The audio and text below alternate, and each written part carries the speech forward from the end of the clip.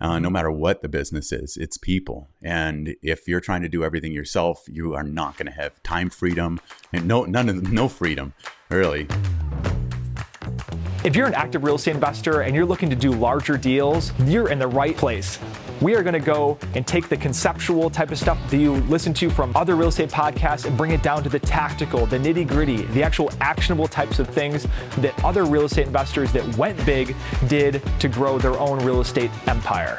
You're listening to the Go Big Live podcast. I'm your host, Matt Druin. What is up, everyone? Welcome to the Go Big Live Real Estate Investors podcast. I'm your host, Matt Druin. I have an insanely special guest today, Mr. Rich Fettke. I met Rich at the Bigger Pockets conference in October, and he was the one guy that I had on my list. One of the main reasons I went to the conference was actually to headhunt potential podcast guests. So I confronted Rich in the hotel lobby and asked him to come on the show, and graciously accepted.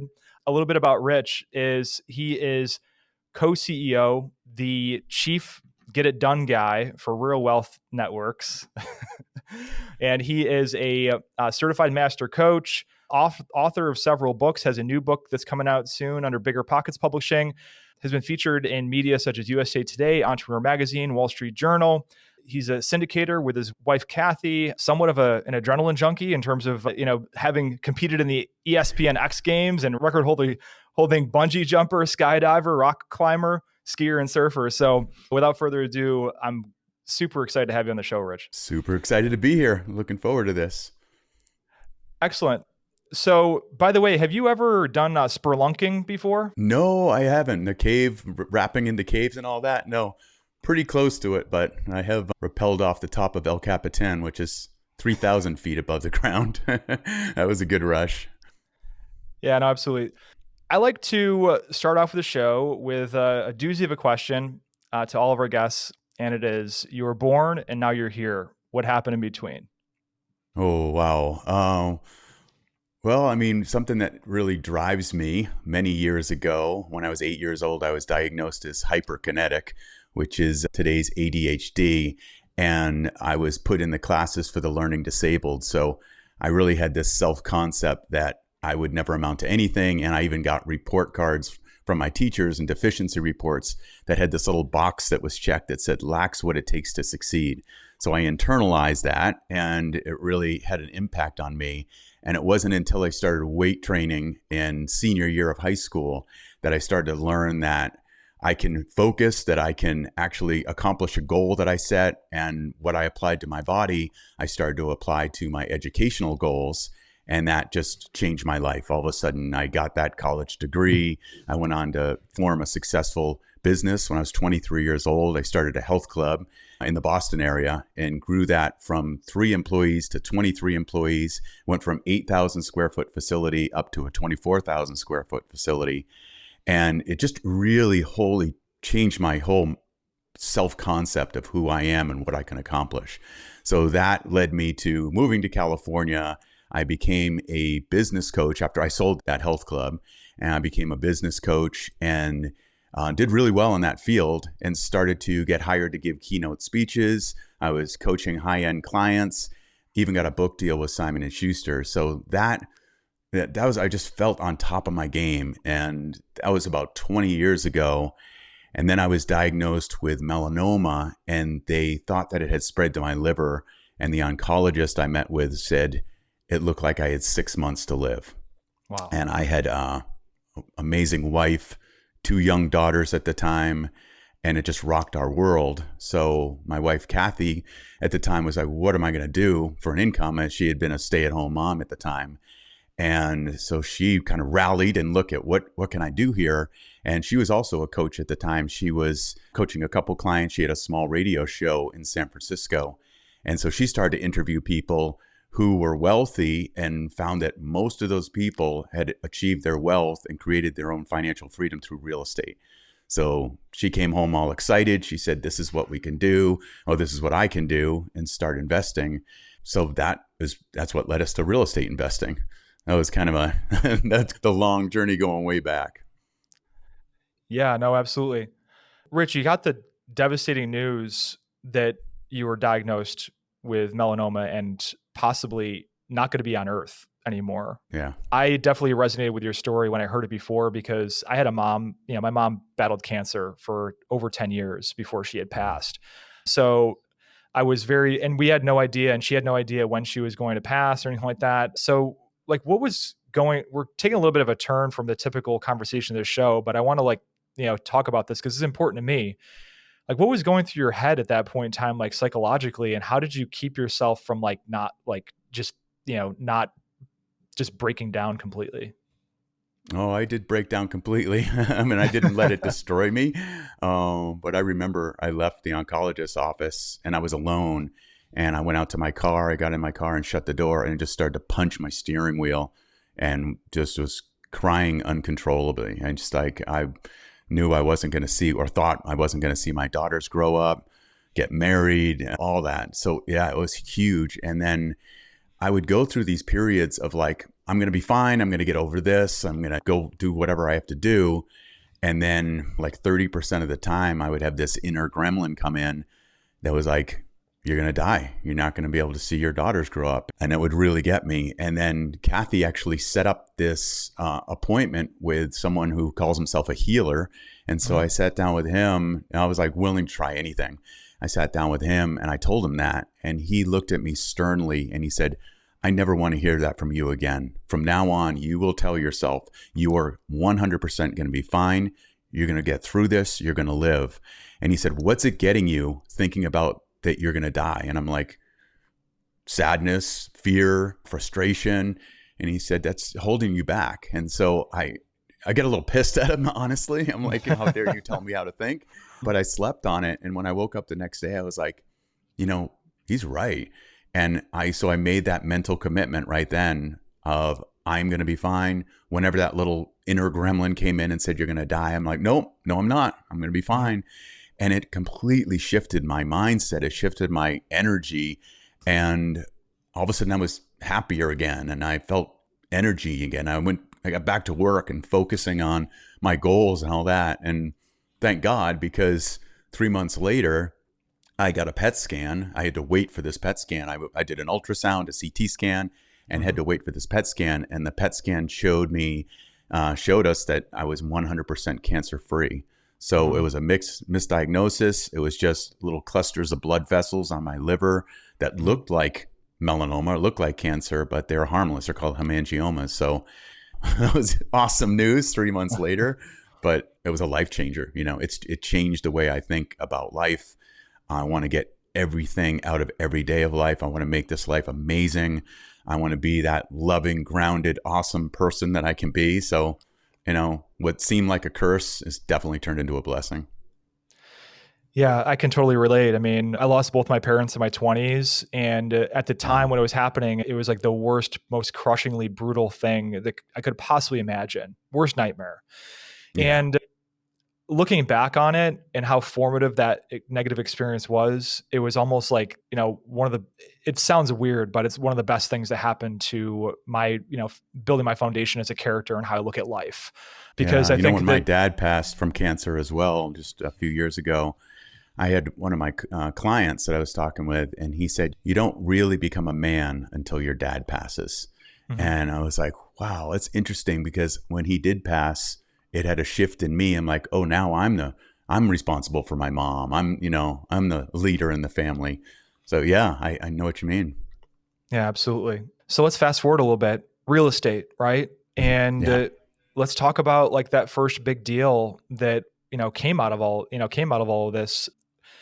Backing up a little bit, do you think that you would have gravitated towards real estate if it wasn't for this like devastating thing that happened to you? Or was that like the seminal moment that led you to go in that direction? Yeah, it's a good question. I always thought I would be a real estate investor. I wrote my obituary in a personal development workshop years before that, and just before I owned a single property. We didn't even own our primary residence. And I had wrote, he's this successful businessman, real estate investor, and all that. But I thought that you had to have a lot of money to be a real estate investor, and so it was my perspective. So this fast forwarded it, I guess. I completely planned on doing what I was doing. I was high paid keynote speaker. Like I said, I just signed a book deal with Simon & Schuster. So I had plans to, go that direction, write multiple books, get $20,000 a keynote. And it was like, that was our path. So this completely changed that direction. And so it was Kathy learning about real estate, learning that we could, and now this is 2003. So it was pretty easy to get a loan back then. There was no income, no asset loans. And so we looked into that. I'm like, whoa, we don't need that much money to invest in real estate. And so what we did was we went to Dallas, Texas. Kathy had Robert Kiyosaki on her radio show back then when he wasn't as big of a name, but he was still a big name. And he said, sell your high-priced California properties and go to places like Dallas, Texas, because that's where things are moving. And so we did. We went out there. We bought 5 investment properties a little north of Dallas in a town called Rockwall.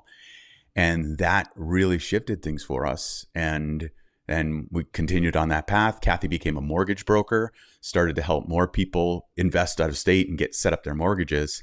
And then we connected with a team in the Dallas area, and they said, if you send people to us, we'll give you a referral fee for sending investors to us. So that was the start of our company, Real Wealth.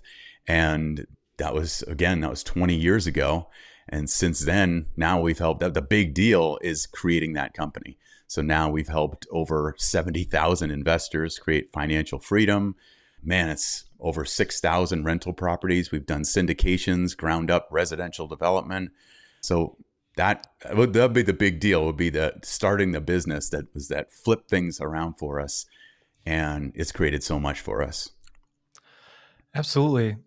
Now, you mentioned syndication. Where did, because, you guys sold the property in California. You probably had the cash to buy the properties in Texas. So usually when people flip to the syndication side of the business, it's like, okay, we want to buy bigger deals, but we don't have the capital to do that. We need to bring some people in and create those like win scenarios where everybody wins. So how did that sort of flip? Because a lot of like real estate investors, single family, small multifamily, they kind of do that block and tackle throughout their career to basically, to get to financial freedom at some point in time, and never really kind of bust through the ceiling to, doing those larger deals. So tell me about that story. Yeah, so we actually didn't sell our California property. I wish we had. After 2008 hit, we did a cash out refi. It had appreciated so much in value for the residents that we owned that we just did that. But so yeah, it was an interesting thing. So we went from helping people get into single family 1 to 4 units, and then it was 2010 after the whole crisis, the whole financial meltdown, that a developer reached out to us and said, hey, I've got this project up in Portland, Oregon, and it is the developer up there can't get funding. Lehman Brothers had collapsed. He couldn't get the funding to complete the project. He already had $8 million into it, doing these townhomes right on the river there in Portland. And they only needed $1.5 million to finish the project. And so this guy was in trouble. He needed to exit. He had a recourse loan. And so this developer went to him and said, look, I help you get out of this. And that's why he came to us. And he said, do you guys think you can raise money for this? And this was way back in the day when we put an email out to our list and kind of broke some SEC rules. But we said, look, there's this project that's available. And we raised the money in a day. So we raised the 1.5 million. We were able to acquire this, and our investors got over 22% IRR in that development. And it just hit us like, oh, this is pretty cool. This is like a breakthrough. That's a big payday for everyone. And so we did some more projects with the same developer. He was a 40-year experienced developer. He had done projects all over California and Nevada. And since we've done 11 different projects with him.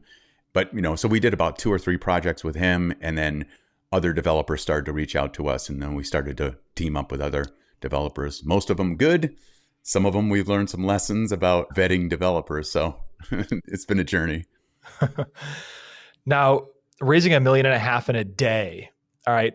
Like 90% of the guests that I have on the show, it's like their first raise is like the battle of their life. So what do you think in terms of advice people can do to position themselves to make it easier for capital raising for larger deals? For us, it was all about having a solid, strong list. So we had started in 2003. That wasn't until 2010. So we had thousands of members already who had invested through us, who knew us, who trusted us, who had invested through us. And so this solid list and knowing in our purpose from day one, we put a flag in the ground saying we're about helping people create real wealth. And that's why we called our company Real Wealth. It was about having the money and also the freedom to live life on your terms, which wasn't talked about that much back then. It's definitely, you hear a lot about financial freedom and all that, but back then it was coming off the 90s and people were all about just more.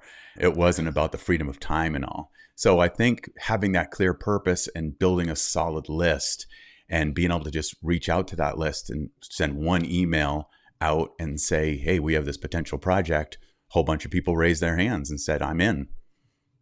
I think that's the key. Excellent. Now, let's take it a step further. It's like you probably didn't know what you were doing at first because you mentioned like, yeah, we may have broke some SEC rules just because we didn't know what we were doing. How did you take it like a step further from there? Well, actually, let's back up a little bit. What did this email say specifically? Like, was there like a whole pitch deck with a pro forma and all this stuff? Or was it basically just like a couple paragraph email with some pictures and, hey, we got this opportunity?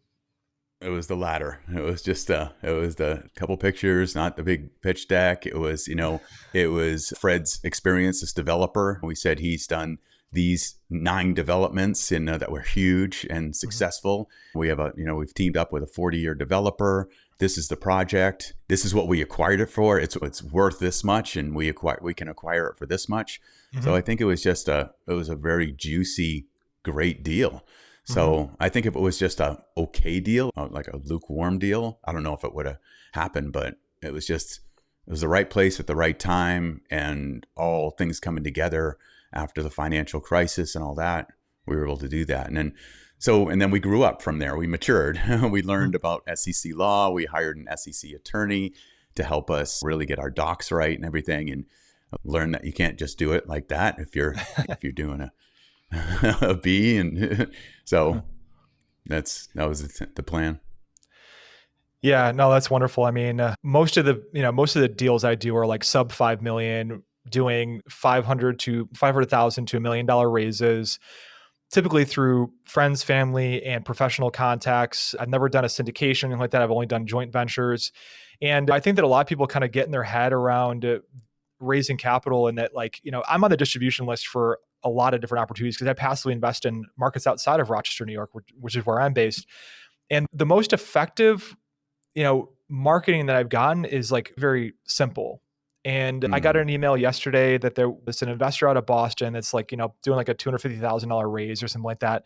And it was literally like a 2-paragraph, sort of just summary, a couple pictures. Like, is this something you're interested in hearing more about? And that somehow like stuck with me and motivated me to respond to it. The other emails that I get that have like, oh, upcoming webinar, this is, here's a 30-page PDF of the whole deck and that sort of thing. I typically don't like open those. I'm like, so this kind of like led me to thinking like that people don't really need to like overcomplicate things like from the get-go when they're looking, to raise capital or private money and that sort of thing. What do you say to that? I think it's genius. Yeah. If you confuse, you lose, right? So it's like, I think a very simple offer. What we usually do, we're a marketing machine. It's like, I learned that from coaching and speaking and being an author, brought that marketing to us. And then we hired an amazing director of marketing. So it's keeping it simple. And I think it's also keeping that human personal connection. So what we do is we grow our list through our podcasts, through our newsletter, through membership is free at Real Wealth. And we've always given all of our education away for free since day one. So we've grown this list. And then what we do is we put that simple email out and we just say, hey, we have a new project. Here's what it's about. Here's the basics. Here's a webinar. If you want to tune in, meet the developer, ask any questions you might have.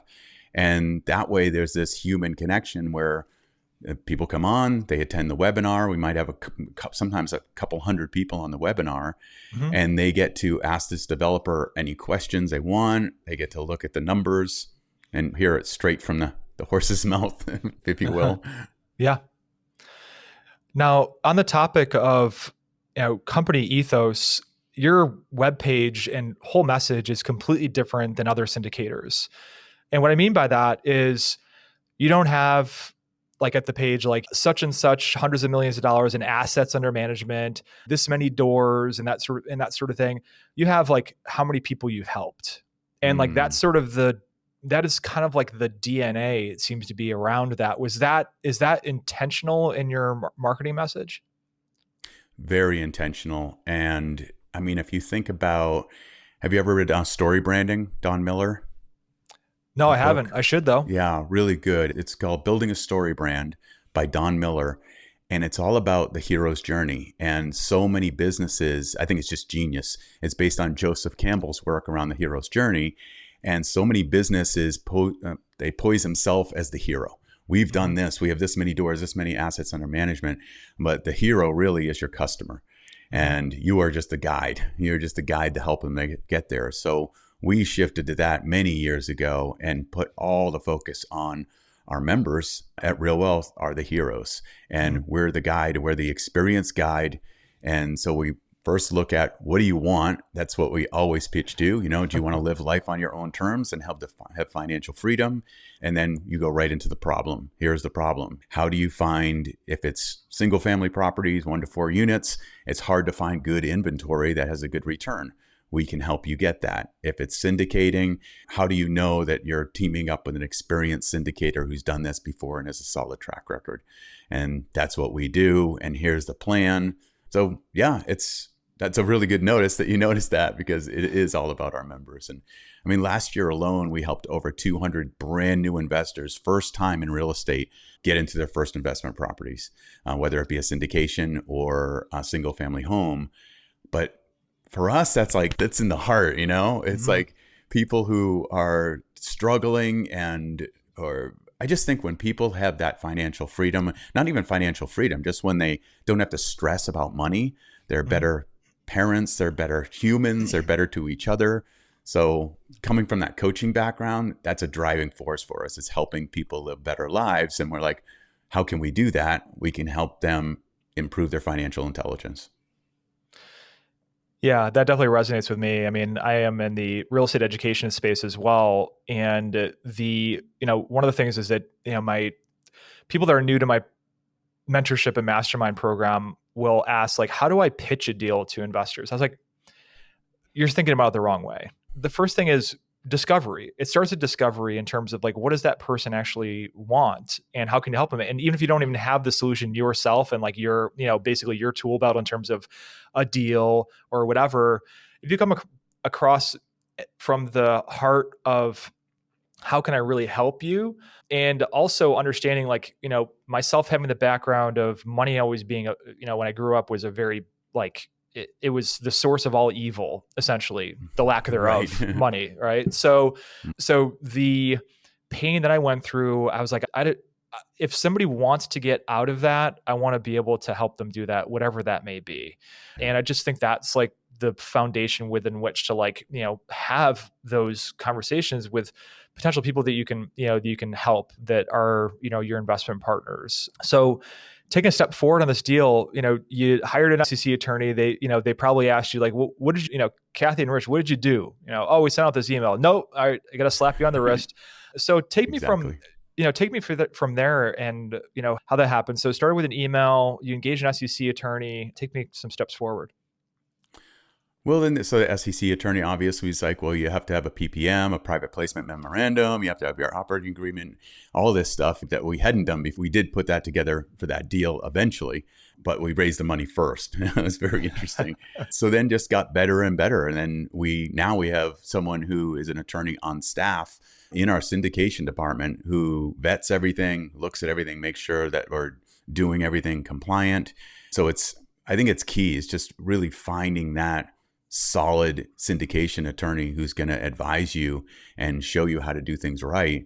And, don't try to be an expert in that area is what I would say. It's like, what is your unique strength as a company or as an individual, and bring that. So for us, it is educating investors and marketing and creating relationship.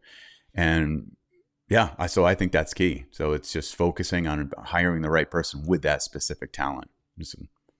That's simple. Yeah, that's where a lot of people in the age of YouTube University and short form content and podcasts and all that stuff, like people don't understand, especially real estate investors, really praise, bank leverage as like this amazing thing, right? Debt, debt, essentially you use it to grow your wealth. And what Yeah. people kind of neglect is the greatest source of leverage on planet Earth, which is other people's experience. Son. You can bolt somebody's like 15, 20 years of rock star experience in whatever field they've been in, all the mistakes they've made, and just like add that onto your team and value. And I think that, people overlook that. And, you may pay a little bit more for the best in the business, but you're going to end up on top in the end. And Yeah. no, that's so amazing. It's the only way you're going to create true freedom for yourself as a business owner. If you're a syndicator, you're a business owner, right? No matter what the business is, it's people. And if you're trying to do everything yourself, you are not going to have time freedom and no freedom, really. So it is. And so we just have 20 employees at Real Wealth, so it's not a huge team. Mm-hmm. But what we do hire is for people's unique strengths. So each person is an expert in what they do. Our web developer is an expert in that. Our investment counselors are expert and they're experienced in what they do. They walk the talk. They are investors themselves. Mm-hmm. So it's finding those individuals who have those unique strengths, and also getting really clear on what is your unique strength. What is that? What is that unique strength that you bring to the table, and how can you do more of that and less of the other stuff? 100%. All right, we're going to launch into live Q&A in a bit. But first, I want to get your advice. A lot of our listeners are experienced real estate investors that, they're have single and small multifamily, that sort of thing, and want to get into doing bigger deals, $1 million plus deals, and may not have the capital, may not know where the deal flow can come from for those opportunities. What's your words of advice for them in terms of, the first like couple of steps that they should do to get into that space? Start with what's your why. So many people get caught in this trap of, I need to grow, I need to 10x my business, I want more. So it's really stepping back and really looking at that. What's your why? What's that future vision of, if everything turned out just right, what does it look like? What are you doing? What are you operating like? So it's really coming back to that. But then graduating from that, because I know I've met a lot of people over the last 20 years in business who have done the same thing. They start in single family, they put together a portfolio of maybe 15, 20 properties, and it's doing pretty well. Or sometimes it's doing really well, but then they feel this drive to, I have to syndicate, I have to do this next step. And for some, it works out great. For some, it doesn't. So I think just what you're bringing up here is, how do you take that step and do it the right way? Honestly, it's teaming up, getting a really experienced mentor, someone who's going to guide you, because you just can't figure it out on short-term content or watching YouTube videos. Hire someone, and it's be willing to make that commitment to invest in yourself, to invest in your education, and team up with a mentor, whether that's someone who's going to do it for free because they know you and they care about you, but make sure that mentor has the experience and has the track record that they're really going to be able to guide you. I think that's key. I think there's some people who are out there who've done 1 or 2 syndications and now they're trying to be a mentor and all that stuff. It's like, I would look for the people who've had a track record. Yeah, and gotten their butt kicked a lot of times. That too, 100%. It's so true. All right, awesome. If you're listening right now to the recorded version and you want to get on the live exclusive access to absolute titans like Rich Fettke, Matt Faircloth, Gina Barbaro, Ashley Kerr, Reed Goosens, you got to get on our Facebook group, the Go Big Live Real Estate Investors group. It's completely free. Just to look it up and shoot a invite on there, and I'll let you in to the group so you can get access to these recordings way ahead of time, as well as getting exclusive Q&A access to our esteemed guests. Again, Rich, thank you so much for being on the show. Great to be here. Thanks for having me.